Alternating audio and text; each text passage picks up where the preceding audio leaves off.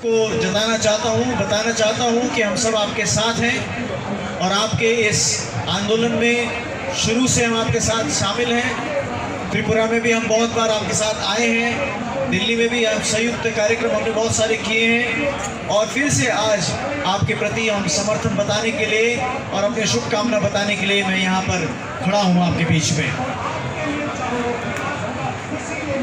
हम जानते हैं कि जो त्रिपुरा लैंड का आंदोलन है, त्रिपुरा लैंड की जो मांग है, वो भारत के संविधान के अनुरूप में और भारत के डेमोक्रेटिक ट्रेडिशन के आधार में ये एक आंदोलन चलाया जा रहा है। हम जानते हैं कि ये आंदोलन किसी भी प्रकार से राष्ट्र विरोधी या एंटी नेशनल नहीं है। ये एक कॉन्स्टिट्यूशनल डिमांड है, क्योंकि भारत का संविधान ही कहता है कि नए राज्य का निर्माण हो सकता है और ये अधिकार पार्लियामेंट को दिया गया है।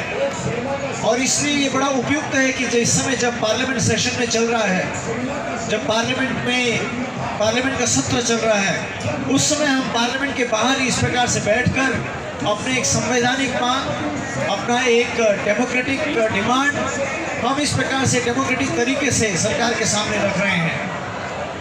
और हम जानते हैं भारत एक डेमोक्रेटिक देश होने के नाते इस देश में लोगों की जो आकांक्षा होती है, पीपल्स एस्पिरेशन जो होता है, वो सर्वोपरि होता है।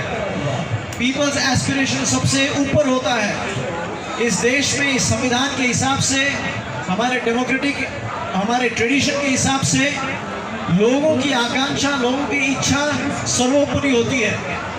और हम जानते हैं त्रिपुरा लैंड के लोगों का जो इच्छा है वो ये है कि वो अपने पहचान की संरक्षण कर सके, अपने आइडेंटिटी को प्रिजर्व कर सके। इस समय जो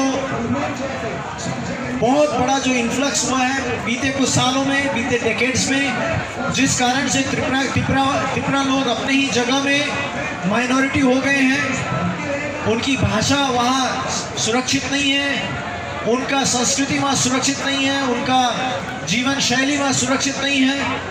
और इसकी रक्षा करने के लिए वहाँ के लोगों का ये एस्पिरेशन है, वहाँ के लोगों का ये डिमांड है कि जो शेड्यूल्ड एरिया है उसको लेकर एक अलग से त्रिपुरा लैंड बनाया जाए।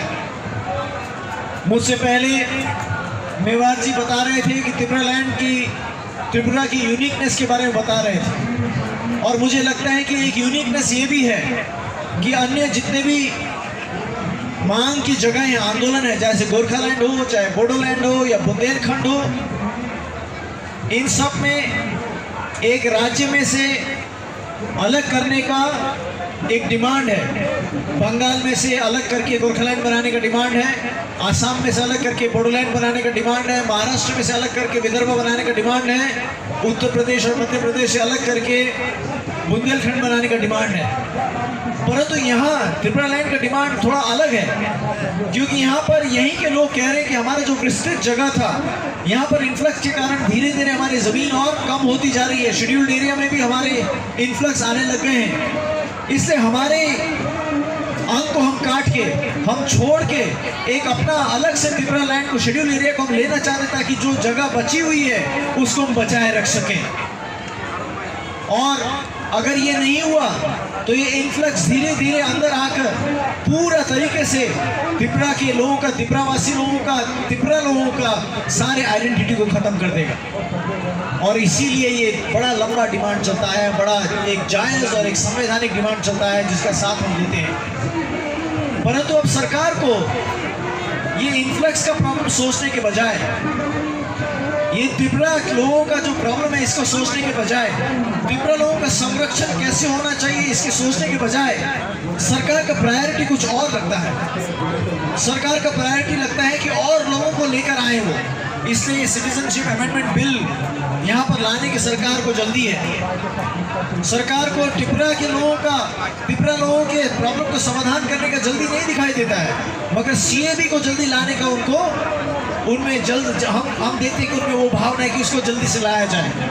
मगर जैसे आप लोगों ने कहा कि आप लोग सीएबी का पूरा विरोध करते हैं, सिटीजनशिप अमेंडमेंट बिल का विरोध करते हैं। सिटीजनशिप अमेंडमेंट बिल के द्वारा जो ऑलरेडी डिप्राइव्ड लोग हैं उनको और डिप्राइव करने का, अपने ही होमलैंड में और उनको कमज़ोर करने का, अपने ही जगह में और भी उनको माइनॉरिटी बनाने का एक साजिश है। और इस साजिश का आप लोग पूरे तरीके से विरोध करते हैं और इसमें हम भी आपके साथ पूर्ण